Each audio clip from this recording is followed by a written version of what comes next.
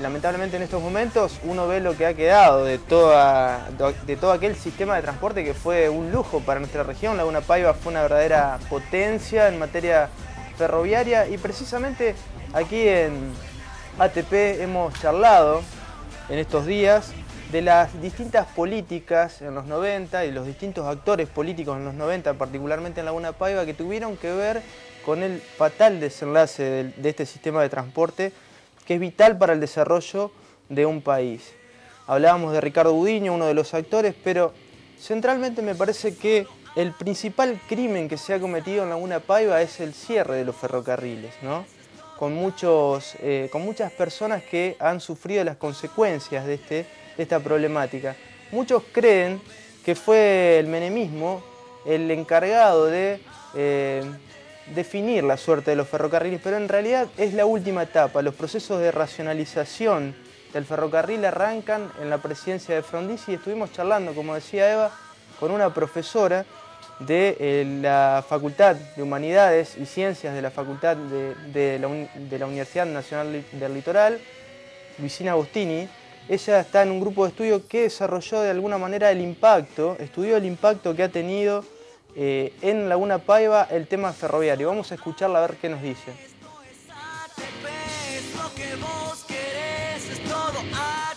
El grupo de investigación de la Universidad Nacional del Litoral, ustedes han realizado un estudio precisamente sobre la situación de Laguna Paiva a partir del impacto del cierre del ferrocarril. ¿Qué nos podrías decir brevemente? Sí, nosotros con otra compañera realizamos un trabajo, tomamos como eje el cierre de los talleres ferroviarios, que en Laguna Paiva impactó de manera muy significativa, sobre todo en lo que tiene que ver con la identidad del pueblo como la ciudad del riel.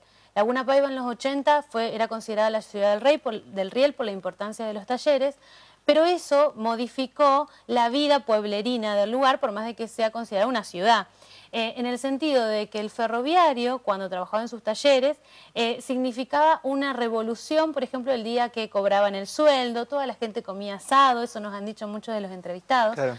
Y eso ha generado un antes y un después, porque el cierre de los talleres provocó la ruina económica, por ser Laguna Paiva un eje ferroviario, por la importancia de sus talleres como lugar socioeconómico de funcionamiento de la sociedad santafesina, y eso ha generado una alteración de la rutina, desde una cuestión que tiene que ver con la identidad de esa localidad ferroviaria y con la importancia económica que eso requiere.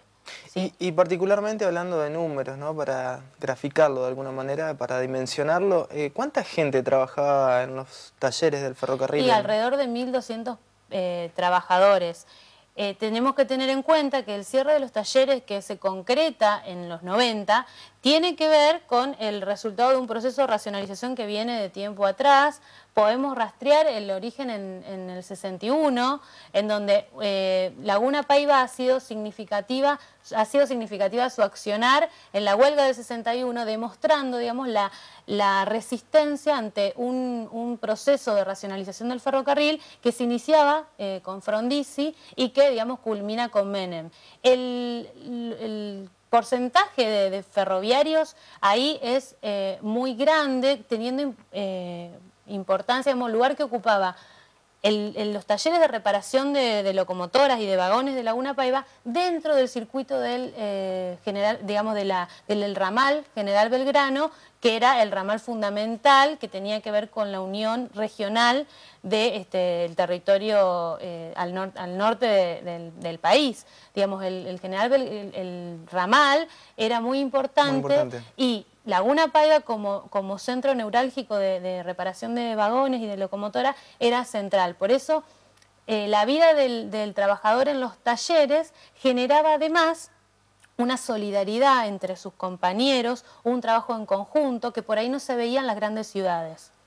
Por ahí radica la particularidad de Laguna Paiva como lugar ferroviario, porque su vida giraba en torno al trabajo en los talleres, a la entrada y salida, al típico atuendo del ferroviario, salir en bicicleta, digamos, ese movimiento que hacía que haya un silencio mientras el ferroviario estaba trabajando en el taller y haya un bullicio cuando el ferroviario salía del taller y iba a su casa.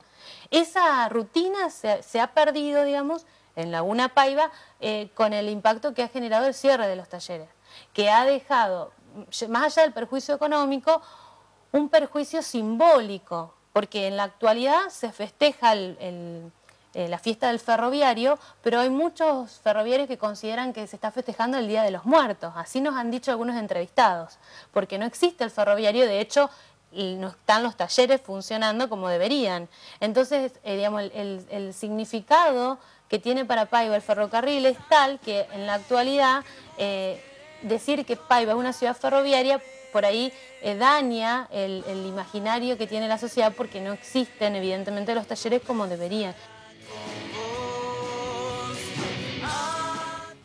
Es importante reflexionar acerca de lo que nos pasó para entender hacia dónde tenemos que ir también, ¿no? Lo que pasó en la ciudad de Laguna Paiva, una ciudad que, como decía Luisina Agostini, en los 80, principios de los 90, llegó a tener 1.200 obreros, pero en los 60 tenía 4.000 obreros trabajando en el tema ferrocarriles.